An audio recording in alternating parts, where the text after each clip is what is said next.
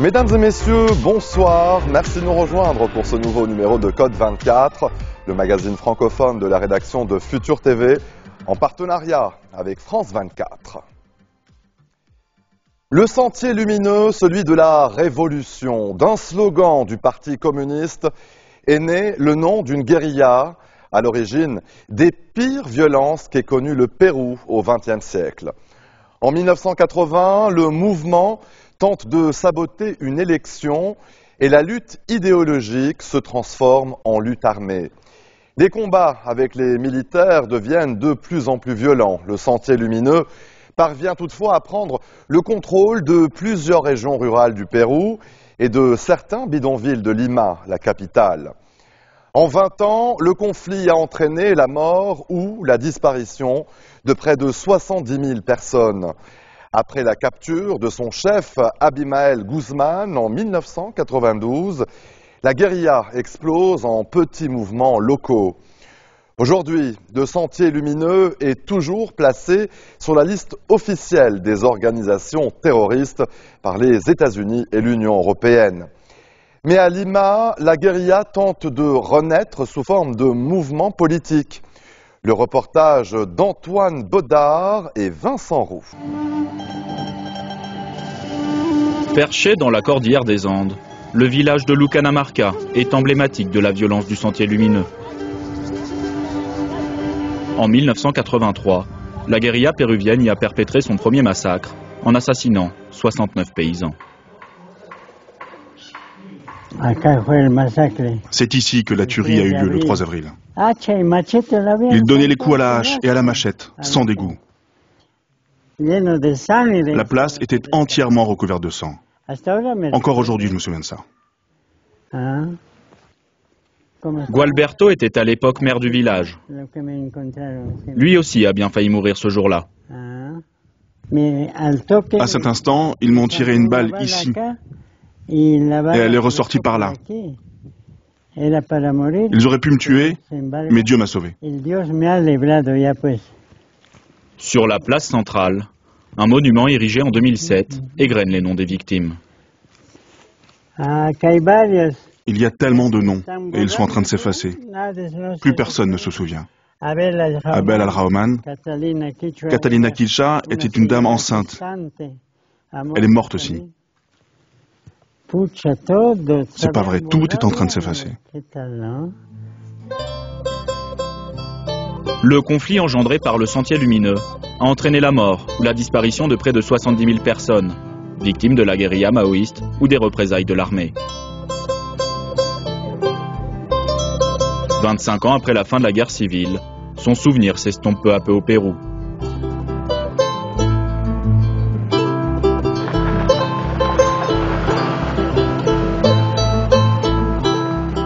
Mais de nombreuses familles vivent encore dans l'espoir de retrouver leurs proches disparus.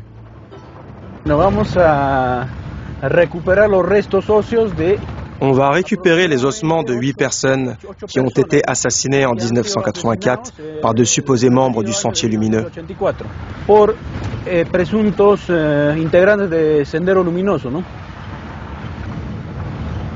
Retrouver les disparus, c'est justement la mission du procureur adjoint de la région d'Ayacucho.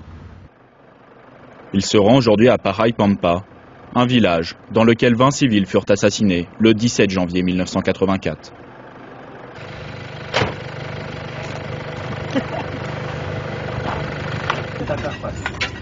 Sur place, l'équipe médico-légale a débuté les fouilles.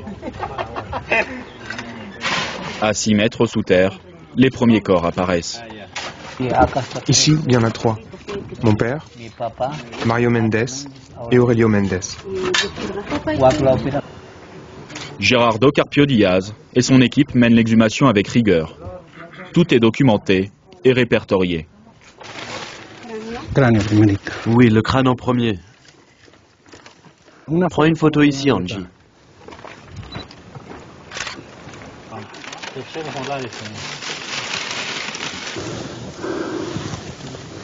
Quelques habitants du village sont venus assister aux fouilles. Irénée espère que le cousin de son mari sera identifié. Mais son époux, tué lors d'un autre massacre dans la jungle, reste introuvable.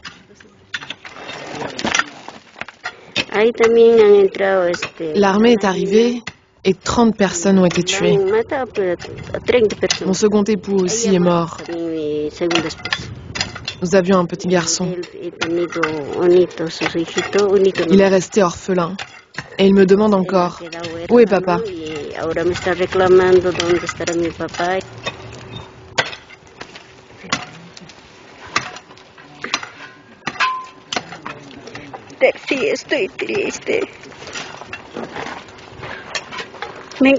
Je suis triste.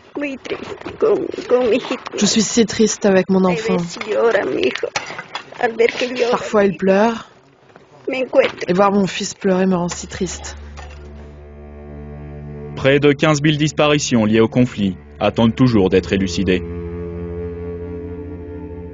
Les corps exhumés à Paraipampa, eux, vont bientôt retrouver une identité.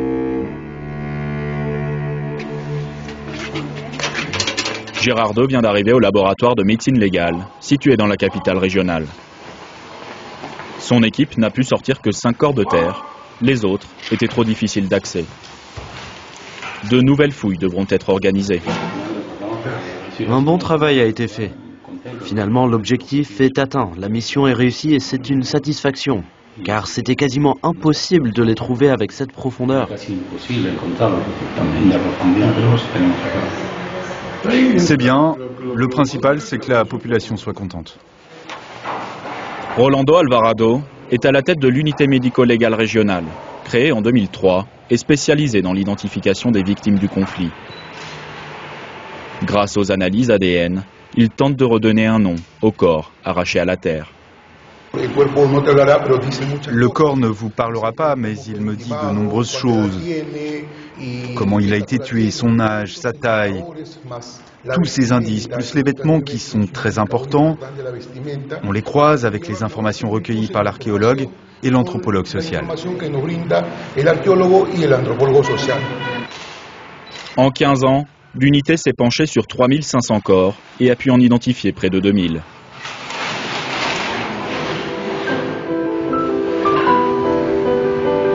Une loi promulguée en 2016 encadre désormais officiellement les recherches de personnes disparues. Car le gouvernement péruvien a décidé d'affronter ce douloureux passé, espérant que la restitution des corps aux familles contribuerait à l'apaisement social. Des cérémonies sont régulièrement organisées dans les communautés d'Ayacucho, la région la plus touchée par le conflit.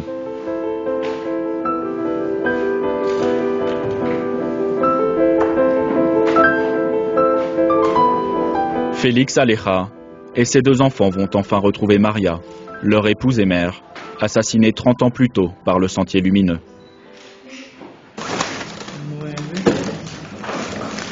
« 9 sacs et un paquet. » Les ossements et les vêtements sont transférés un à un dans le cercueil. On va le refermer et ensuite on priera avec toutes les familles. Merci, docteur.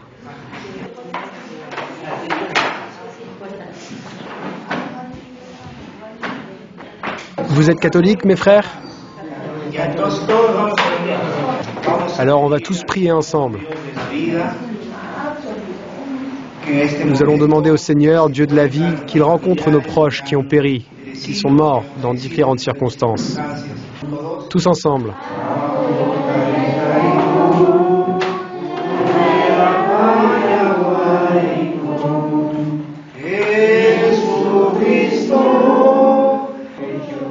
Moment de recueillement pour les familles. Ces cérémonies sont également l'occasion pour les autorités péruviennes de reconnaître leurs erreurs du passé. Au nom de l'État péruvien, je vous demande pardon. Pardon pour cette inaction de l'État à cette époque, pour ne pas avoir protégé les droits de vos proches. Nous vous demandons pardon, car l'État péruvien à cette époque ne vous a pas apporté le soutien nécessaire et ne vous a pas protégé. Maria Moreno Malqui, repose en paix, mon épouse. Maintenant, je peux la voir. À ma famille, merci beaucoup. Je peux juste dire ces mots. Merci, docteur. Doctora.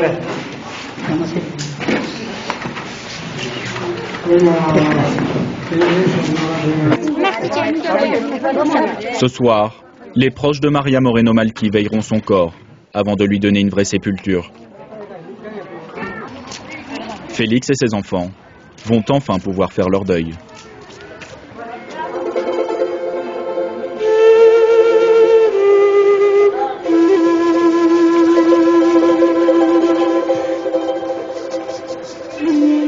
Mais au Pérou, l'histoire meurtrière du Sentier Lumineux n'est toujours pas terminée.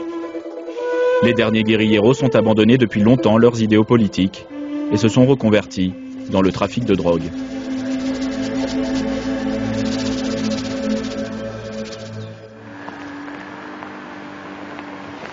Dans la région du Vrahem, les forces spéciales anti-drogue sont souvent confrontées à la violence des anciens membres du Sentier Lumineux. Cette année, on a perdu 3 hommes qui sont tombés lors d'une embuscade narcoterroriste.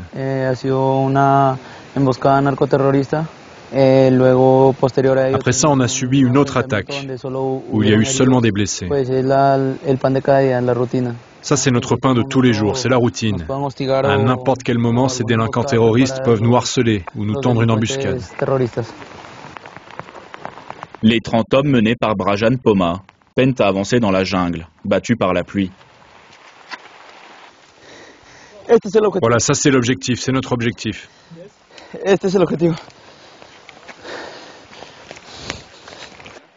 Ils parviennent quand même jusqu'à un laboratoire clandestin, une installation sommaire, capable de produire chaque semaine 22 kilos de pâte base de cocaïne, d'une valeur de 15 000 €.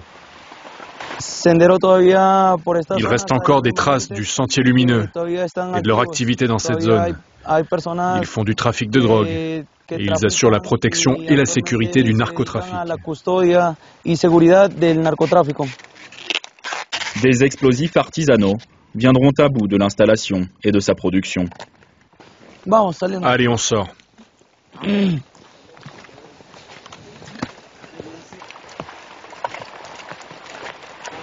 Vas-y, muñeco. Reçu, fais-nous le décompte. 1 minute. 30 secondes.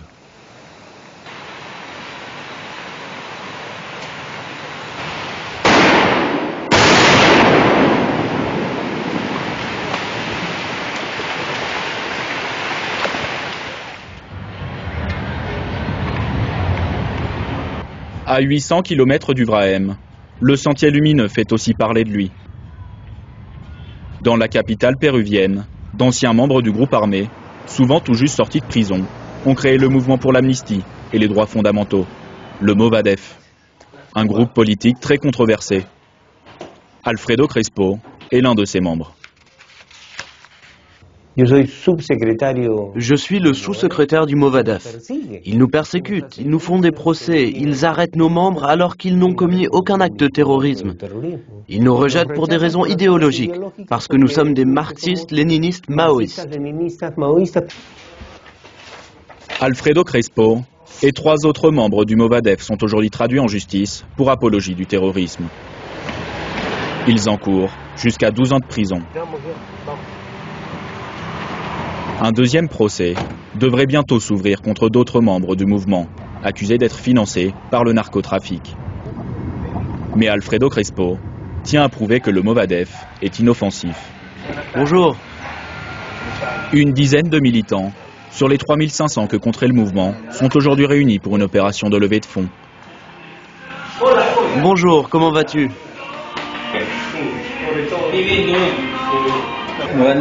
Ils ont été jusqu'à dire que le narcotrafic nous subventionne, mais c'est totalement faux. Ça, c'est l'une des activités que l'on fait comme beaucoup d'autres et nous nous maintenons avec nos propres efforts. Une trentaine de barquettes de viande grillée ont été vendues ce jour-là, pour une recette totale d'une centaine d'euros. Une levée de fonds plus que modeste. Les procès en cours affaiblissent le Movadef, qui pourrait avoir du mal à survivre si ses dirigeants étaient condamnés.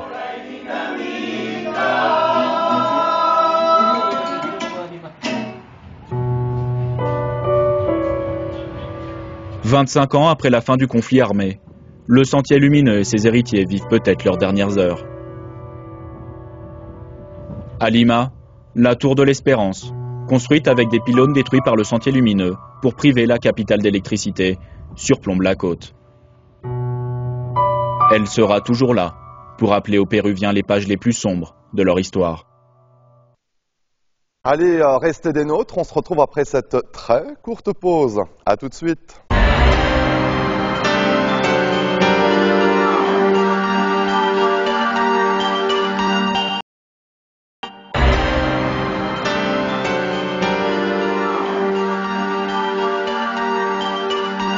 Retour sur le plateau de Côte 24. Comme d'autres pays d'Afrique subsaharienne, le Cameroun est confronté à une hausse inquiétante de la consommation de tramadol.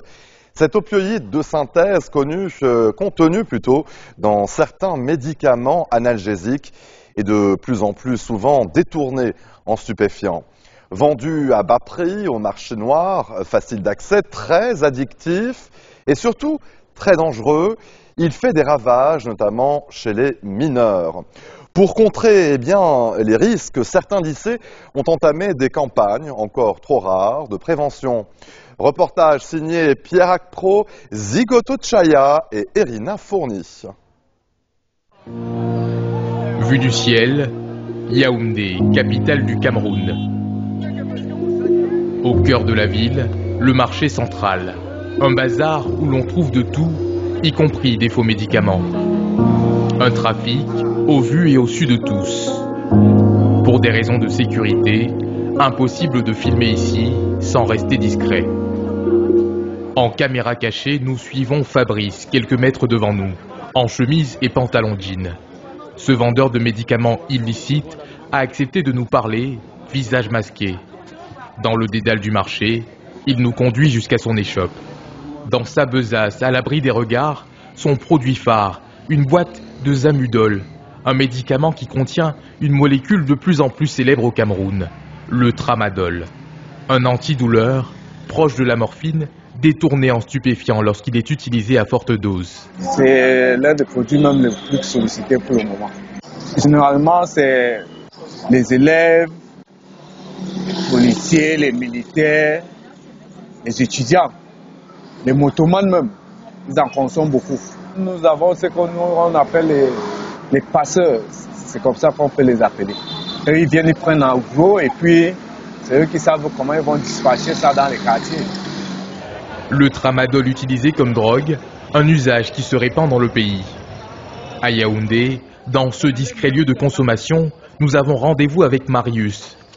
Ce jeune consommateur de tramadol a accepté de témoigner après plusieurs semaines de négociations. Au sein de la jeunesse, la molécule est prisée pour ses effets euphorisants. Quand moi je prends, je me sens franchement courageux et fort. Par jour, je peux prendre 4. J'en connais des amis, quand ils prennent ça, eux, ils deviennent trop agressifs. Bon, overdose aussi. J'en connais beaucoup d'amis qui sont morts de ça. Les ventes illicites de tramadol prennent de l'ampleur dans toute l'Afrique centrale et de l'Ouest. Sur ces photos, une cargaison saisie il y a quelques mois par les douanes ivoiriennes. Des millions de comprimés déversés dans une zone où les Nations Unies viennent de tirer la sonnette d'alarme. À des centaines de kilomètres du Sahel, le tramadol, souvent fabriqué en Inde, a gagné les cours de récréation. Une drogue facile d'accès et bon marché. Dans ce lycée en périphérie de Yaoundé, le proviseur ne cache plus son inquiétude face à la montée en puissance du tramadol, aussi appelé tramol. Ici même chez nous, là, les élèves qui consomment, n'est-ce pas, qui boivent le comprimé de tramol, nous constatons qu'ils sont très violents envers leurs camarades, même envers nous les responsables. On a eu ici un élève qui a eu à violer une fille de 8 ans. Ce jour-là, dans la cour du lycée, une campagne de sensibilisation au danger des drogues. Dans notre établissement, il y a certains élèves qui consommaient de la drogue et ce n'est pas du tout important. Ça ne donne rien de bon. Provoquer une prise de conscience en milieu scolaire avant qu'il ne soit trop tard.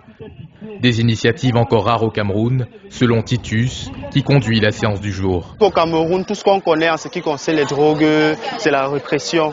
Donc déjà voir un proviseur qui fait venir une organisation pour parler ou s'entretenir avec les élèves, c'est déjà bien. Le risque d'addiction au tramadol et à d'autres drogues, un danger pour la santé publique dans ce pays, peut préparer à cette menace. Dans ce quartier populaire de Douala, l'autre grande ville du Cameroun, l'unique centre de désintoxication du pays a ouvert il y a 3 ans. Depuis, André, l'homme à l'initiative du projet, accueille près de 200 jeunes toxicomanes chaque année. Beaucoup de jeunes sont à l'intérieur, soit par ignorance, soit par simple curiosité. La personne n'est pas la famille idéale pour pouvoir trouver une solution au phénomène de drogue. Ces enfants qui prennent la drogue ne sont pas des perdus. La famille doit comprendre que c'est un malade. Et que c'est un malade qui s'ignore et que pour lui, on doit pouvoir l'aider à pouvoir changer. Plusieurs fois par semaine, des séances d'écoute comme celle-ci. Un espace de parole rare pour ces jeunes toxicomanes. Arnaud, pensionnaire de 20 ans, a longtemps été accro au cannabis. Arrivé au terme de sa cure, il entrevoit désormais un espoir. Les débuts sont difficiles parce que tu es coupé de la drogue. Une substance que tu as passé environ 5 années à consommer. Donc j'ai passé 3 semaines ici. Je suis sorti après avoir présenté des projets. Donc j'ai recommencé avec l'école et là j'ai pris la décision de ne plus fumer. Selon les estimations de l'Office des Nations Unies contre la drogue et le crime, entre 22 et 72 millions d'adultes consomment de la drogue en Afrique. Un écart dans les statistiques attribué au manque de données sur le continent. Des chiffres qui font de l'Afrique une cible pour les trafiquants de drogue, qui y voient un gigantesque marché de clients potentiels. Restez des nôtres, on se retrouve dans quelques instants. À tout de suite.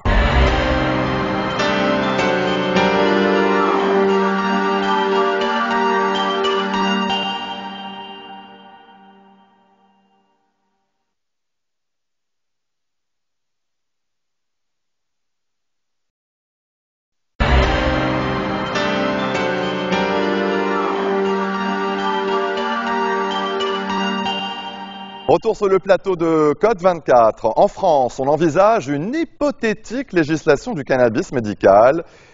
Pourtant, une forme de cannabis est déjà en vente dans le pays. Il s'agit de variétés ou d'extraits qui respectent la stricte limitation légale. Pas plus de 0,2% de THC, la principale molécule psychoactive de la plante. Ces variétés sont aussi très riches en cannabidiol ou CBD. Cette molécule légale est scrutée à la loupe par le monde scientifique car elle semble prometteuse pour une large palette de traitements. À la frontière entre espoirs médicaux, business et vide juridique, faisons le point avec Cécile Kindiria. Julien. Salut. Comme tous les mois, Julien vient acheter sa dose de CBD. Une molécule extraite du cannabis est vendue en toute légalité en France. C'est tas de nouveau là en ce moment. En produit CBD, là je viens de recevoir un water soluble. Ces produits respectent scrupuleusement la loi française, ne pas dépasser la barre de 0,2% de THC, la molécule responsable des principaux effets psychoactifs du cannabis. Le CBD n'aurait aucune incidence sur le comportement. Ses consommateurs lui prêtent des vertus médicamenteuses, anti-inflammatoires, antidouleurs, anxiolytiques. Beaucoup y trouvent leur compte. Dans mon cas, c'est physique. Donc ça a une interaction physique sur un problème qui est des douleurs journalières, qui sont en général traitées par des anti-inflammatoires. Et dans le cas de l'utilisation du CBD, c'est surtout une solution qui, moi dans mon cas, m'évite de passer par une trop grande prise de médicaments. Sous forme d'huile, d'e-cigarettes, de fleurs séchées ou encore de baume à lèvres, le CBD se vend sous toutes les formes. Un nouveau marché qui suscite les convoitises. Thomas, mécanicien en aéronautique, s'est lancé dans l'aventure. Il prévoit de produire et vendre des fleurs séchées sur Internet. Mais avant cela, il fait appel à un avocat, car la législation reste encore floue.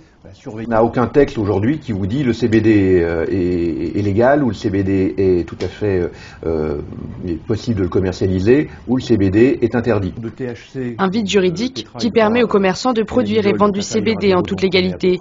Par contre, la loi reste claire sur un point, interdiction absolue de présenter ce produit comme un médicament.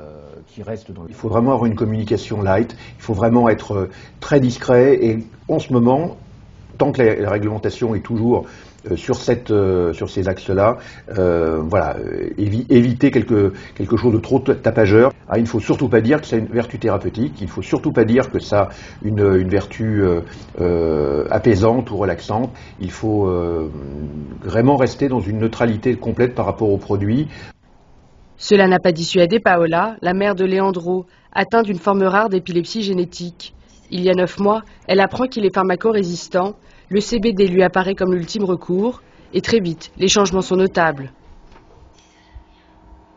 En fait, avant, c'était juste impossible de le faire téter au biberon comme ça. Les loulous.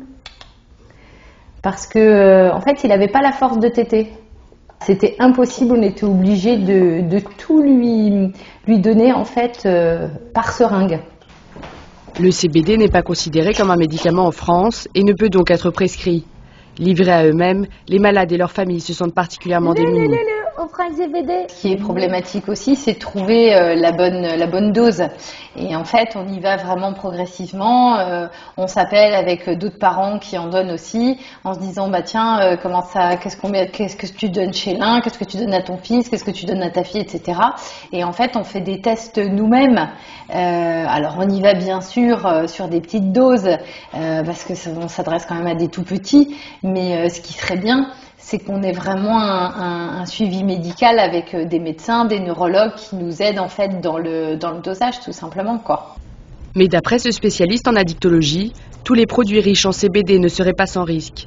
Il met en garde les consommateurs.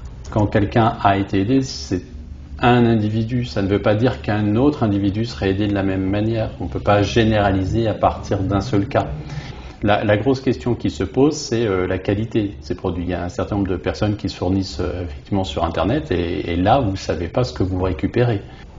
Si le milieu médical se montre très prudent, l'Organisation mondiale de la santé reconnaît au CBD un fort potentiel thérapeutique et devrait approfondir les recherches dans les prochaines semaines. Dans un tout autre registre, l'euthanasie est dépénalisée depuis 2002 en Belgique. C'est même le seul pays au monde à l'autoriser pour les mineurs sans limite d'âge depuis 2014. La loi belge stipule que le médecin peut la pratiquer si la demande est formulée par le patient et que celui-ci fait état d'une souffrance physique et ou psychique insupportable. Pour certains, le terme de souffrance psychique permet des interprétations trop larges qui amènent à des dérives dans le recours à l'euthanasie. Pour d'autres, c'est au contraire une mention essentielle dans la loi. Bilan de plus de 15 ans de pratique dans ce pays. Alix Le Bourdon nous en dit plus.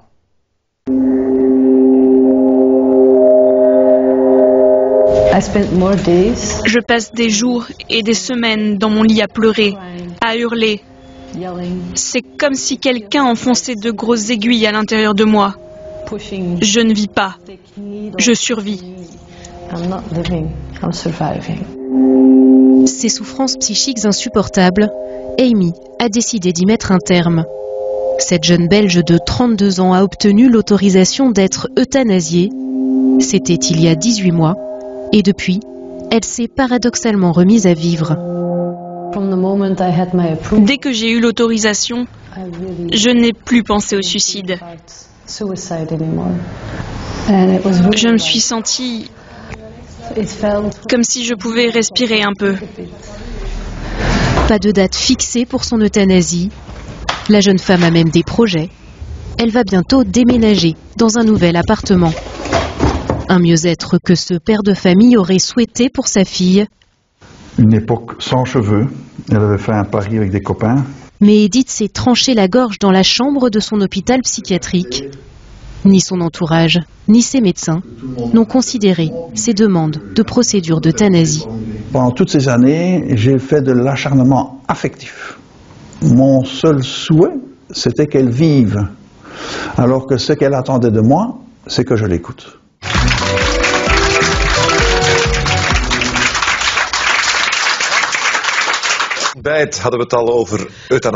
L'euthanasie est dépénalisée depuis plus de 15 ans en Belgique. Pourtant, le sujet suscite encore de vifs débats. Ce député flamand souhaiterait que soit discutée l'assistance au suicide pour les personnes fatiguées de vivre ou ayant le sentiment d'une vie accomplie. Je pense qu'il est temps de considérer le choix de vivre ou de mourir pour des personnes bien dans leur corps, mais qui ont fait tout ce qu'ils voulaient faire dans leur vie.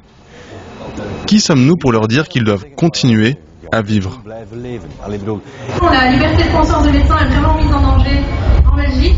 Mais du côté des associations pro-vie, cette proposition est tout à fait inacceptable. C'est vraiment le fond de la pente glissante.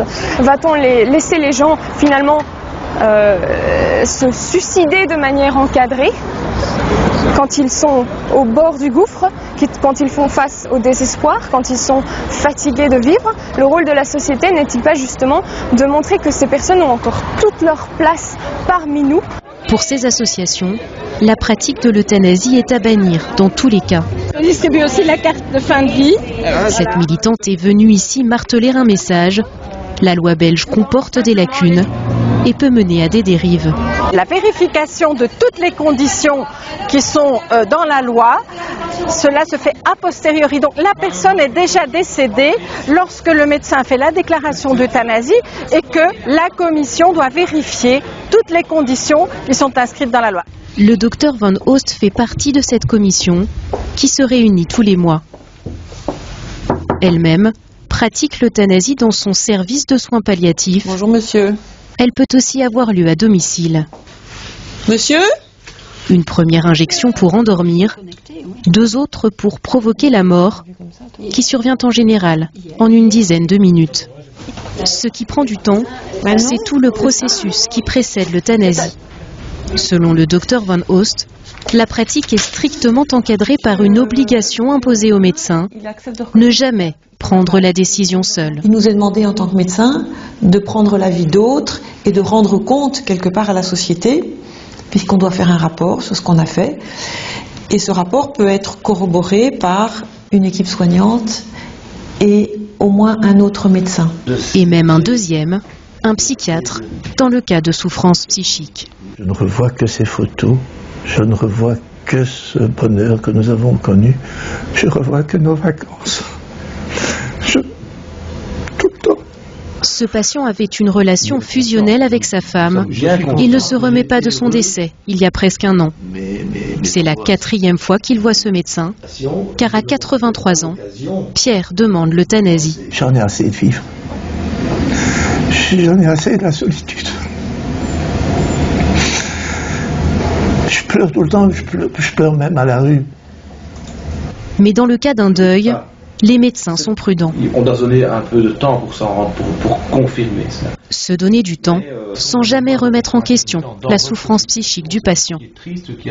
Il a besoin d'être reconnu dans ce qu'il dit. Et c'est l'importance du dialogue. Et c'est vrai qu'un patient qui vous dit « je n'en peux plus, je souffre trop », comment oseriez-vous dire que sa souffrance n'est pas suffisante? C'est votre perception, tout dépend de l'empathie que vous allez avoir avec le malade. Quelle que soit la situation, l'écoute est au cœur du processus. Dans tous les cas, quand il y a une demande d'euthanasie, la pire des choses à faire est de tourner les talons ou de disqualifier la demande. La première chose à faire est d'entendre la demande et de proposer du temps. Le temps est très important, en règle générale, mais encore plus particulièrement pour les patients psychiatriques. En 2015, plus de 2000 personnes ont été euthanasiées en Belgique. Un peu plus de 3% pour souffrance psychique. Allez, restez des nôtres, on se retrouve après ceci.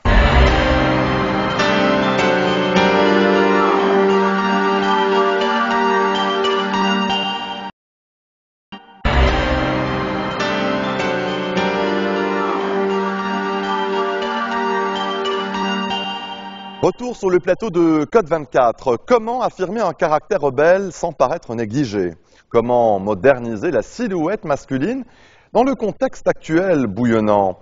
Dior Homme déconstruit le costume traditionnel. Rick Owens préconise l'acceptation de soi, la bonté et la politesse. La griffe californienne Enfant riche, déprimé, présente une ligne décousue. Tom Brown prône le genderless. Pour l'été 2018, les hommes changent en bien. Le printemps. La nature se réveille et les hommes ont envie de changer de garde-robe. Découvrons donc les nouvelles propositions de mode masculine été 2018. Ouvrons le bal avec Dior Homme. Le designer belge Chris Van Ache fête ses 10 ans à la tête de la direction artistique de la Griffe et il est toujours aussi créatif. On entend beaucoup parler que le costume est fini, mais moi je ne crois pas du tout à ça et je pense que Dior Homme a le rôle leader pour la réinvention du costume. Dès lors, comment moderniser la traditionnelle silhouette masculine classique? Pantalon, veste, chemise. On a des manches, un dos, un devant, un plastron, des pantalons et en fait, il fait de la sculpture. Voilà. Il faut réinventer ce qu'il a fait. Et ça a un sens. Mais la mode n'a pas de sens. C'est le produit de l'invention. C'est comme est-ce qu'on dit de la peinture qu'elle a un sens? On n'a pas besoin de sens. Ce qu'il faut, c'est que ce soit beau. Un peu comme dans les peintures de Francis Bacon, on prend le visage et on le tord, quoi. Alors on le recrée. Chris Van Ache a travaillé pour cette collection avec l'artiste peintre français François Bard, dont les toiles évoquent la vanité de nos sociétés contemporaines. J'aime beaucoup ce contraste entre une main traditionnelle et des scènes très urbaines avec des garçons avec des casquettes, des sweatshirts à capuche. Donc quelque chose de résolument strict mais avec une main de tradition et donc ça me parle forcément. S'habiller comme des gosses des rues, ça plaît. Surtout si le produit est luxe et qu'il coûte cher. En 2012, un jeune Californien, fils à papa, lassé des écoles privées et des cures de désintoxication, monte une marque au nom très français, Enfant riche, déprimé. Ce nom était parfait pour moi, un nom qui me va comme un gant. J'aime sa sonorité, la tête qu'il a, c'est la raison pour laquelle je l'ai choisi. Vous êtes riche et déprimé? Je pense, je ne voudrais pas, je ne sais pas. C'est juste que ça marche et que j'aime ça. Plus qu'un nom, Enfant riche déprimé est un concept qui s'adresse à une clientèle privilégiée.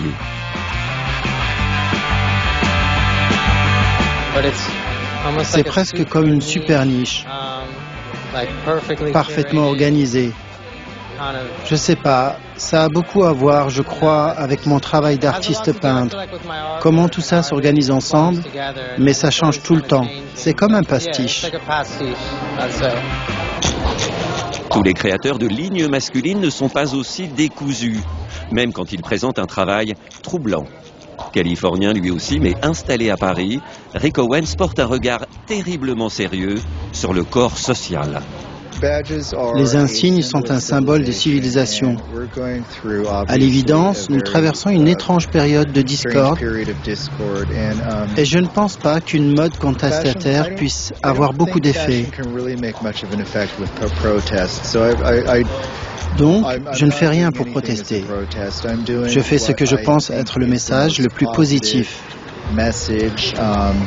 La grâce, l'acceptation de soi, la bonté et la politesse. Et pensez-y, les vestes sont polies. Rick Owens s'est inspiré d'un titre phare des années 80, I Need a Freak, j'ai besoin d'un monstre. En ces temps de peine et de douleur, j'ai besoin d'un monstre, explique la chanson. Je l'interprète comme j'ai besoin d'inventivité, j'ai besoin de ce qui est rare.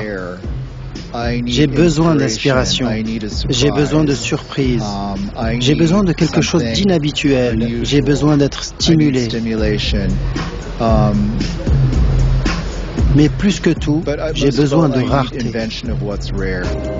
Pour conclure ce tour d'horizon été 2018, encore un Américain, Thom Browne.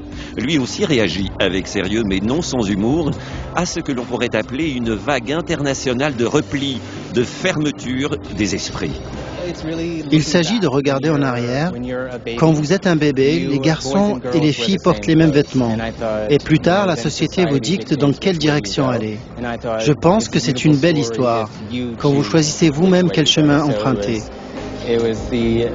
Ce sont donc des hommes qui se souviennent de leur enfance et de la simplicité de leur enfance. Tom Brown joue avec les proportions des vêtements, tendance plébiscitée par les jeunes. Cette génération est censée montrer à tout le monde que vous devriez avoir l'esprit ouvert à tout et à n'importe quoi. Si je voyais un gars marcher dans la rue comme ça, je voudrais savoir qui est cette personne.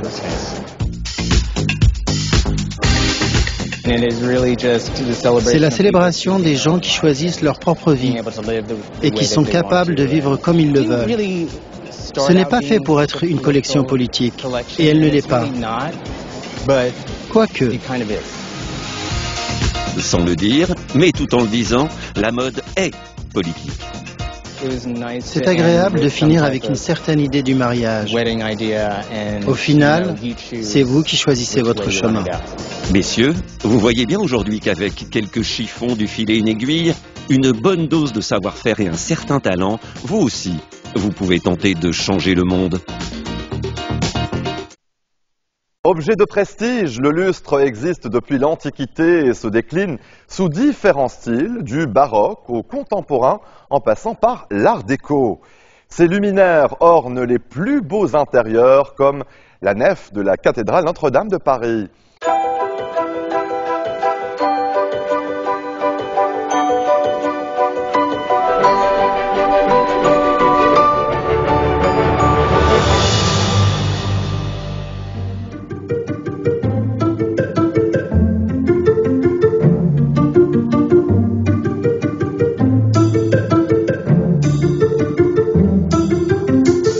Luminaires de prestige devenus objets de collection, les lustres existent depuis l'Antiquité. Baroque, Art déco, Art nouveau, ils ont traversé les siècles et ont besoin de retrouver leur éclat.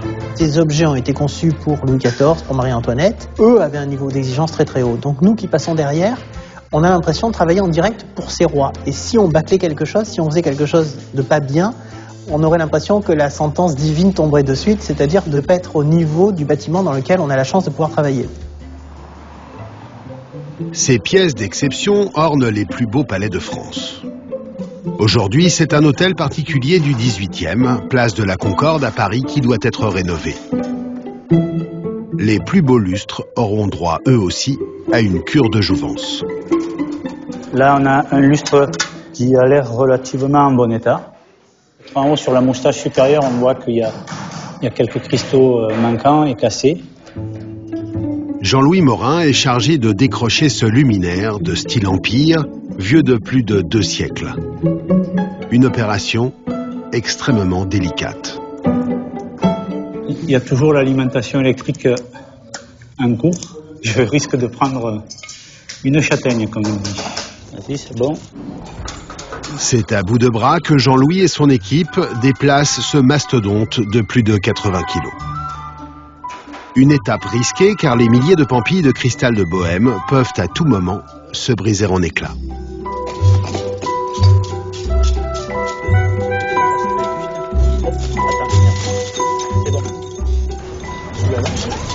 C'est à 700 km, au cœur du Luberon, que ce lustre va connaître une seconde jeunesse. Dans cet atelier d'excellence défilent les trésors de l'histoire de France et du monde. Régis Mathieu, le patron des lieux, vient d'achever l'assemblage d'un chef-d'œuvre. 500 kilos et 5 mètres d'envergure. Ce lustre de la cathédrale Notre-Dame de Paris a été dessiné par l'architecte Viollet-le-Duc en 1862. Ce qui me plaît dans un lustre, en fait, c'est cette dualité entre le lourd et le léger. Quand on voit un nuage passer, on n'a pas l'impression qu'il y a des tonnes d'eau suspendues au-dessus de nous. C'est pareil pour un lustre, si vous voulez. Ce sont des kilos et des kilos.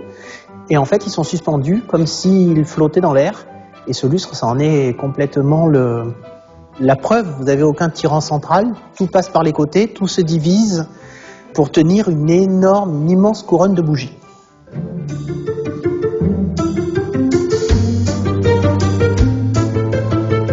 Chaque année, 200 pièces exceptionnelles sont restaurées ici, comme ces lustres de la Galerie des Glaces de Versailles, ou encore ceux du Palais de Monaco. 25 artisans leur redonnent vie. Première étape, le polissage.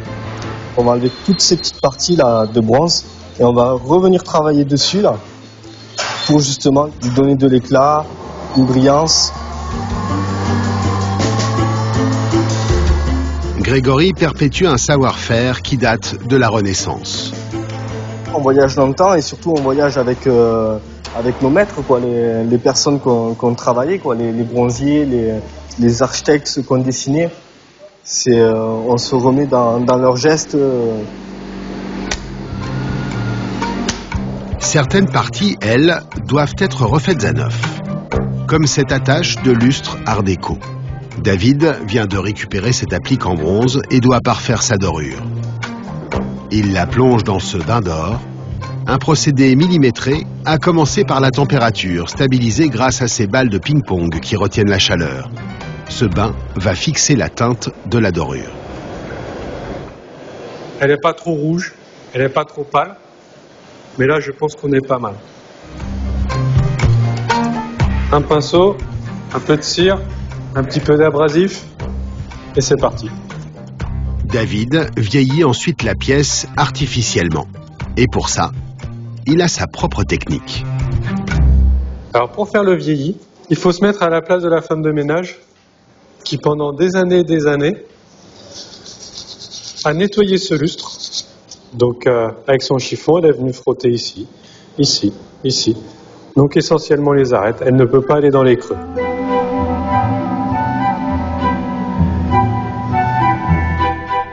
Après 300 heures de travail, les lustres retrouvent enfin leur splendeur.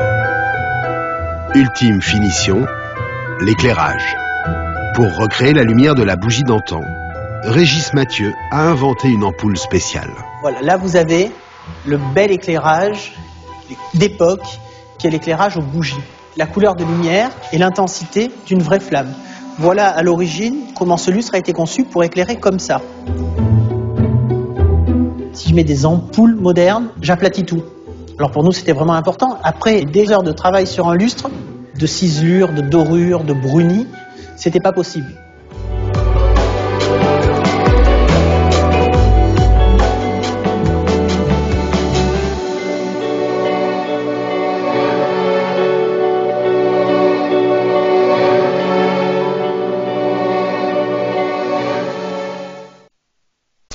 Et c'est la fin de cette édition. Merci à vous tous de nous avoir reçus chez vous. Très bonne suite de programmes sur notre antenne et je vous dis à la semaine prochaine.